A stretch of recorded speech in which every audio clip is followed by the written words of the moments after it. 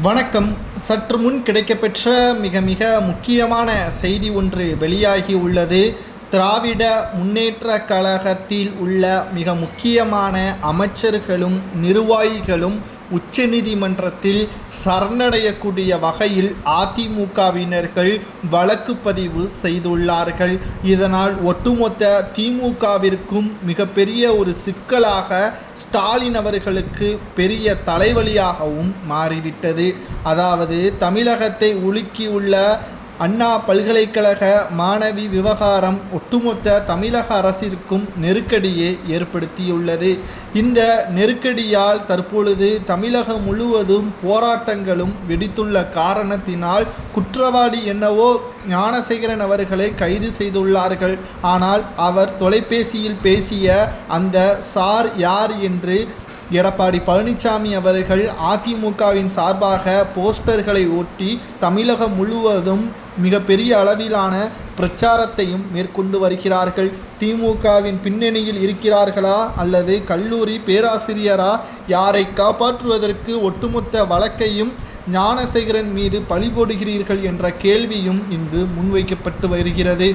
கைதான ஞானசேகரன் திமுகவை சேர்ந்தவர் என்று எதிர்க்கட்சிகள் குற்றம் சாட்டி வருகின்ற நிலையில், ஒருபுறம் மாணவி அளித்த புகாரின் அடிப்படையில் பதிவான எஃப்ஐஆரில் மாணவியின் நடத்ததை தவறாக சித்தரிக்கும் வகையில் வார்த்தைகளை இடம்பெற்றதாக எதிர்க்கட்சி தலைவர் போலீசாரால் விமர்சனம் செய்து வருகின்றனர். அவ்வளவு கொடூரமாக காவல்துறை அதிகாரிகளை ஏன் இப்படி சித்தரிக்க வேண்டும்? யாரை காப்பாற்றுவதற்கு முழுக்க பெண் மீதுதான் தவறு. அந்த நேரத்தில் எதற்காக அந்த பெண் அங்கு இருக்க வேண்டும் என்று மொத்தத்தையும் பெண்கள் மீது பழி சுமர்த்தும் விதமாக காவல்துறையினர் தற்பொழுது செயல்பட வைத்தது யார்? திமுகவின் முக்கியமான அமைச்சரை காப்பாற்றுவதற்கு இந்த செயல் செய்யப்பட்டுள்ளதா என்றும், இதனால் சிபிஐ துறைக்கு இந்த வழக்கை மாற்றக்கோரி வழக்கறிஞர் ராமலட்சுமி அவர்களும் மோகன்தாஸ் ஆகியோரும் சென்னை உயர்நீதிமன்றத்தில் மனு தாக்கல் ஒன்றை செய்திருந்தனர். இந்த வழக்கு நீதிபதி MS சுப்பிரமணியன் மற்றும் லட்சுமி நாராயணன் அடங்கிய அமர்வில் விசாரணைக்கும் வந்தது.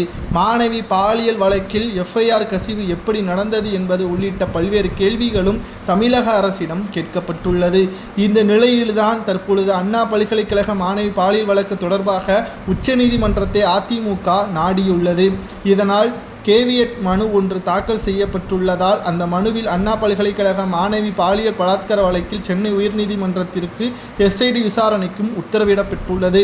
இதனால் திமுக ஆட்சியில் நடைபெற்று கொண்டு இருப்பதால் பல அமைச்சர்களது பெயரும் இதில் இடம்பெறலாம் என்றும் கூறப்படுகிறது.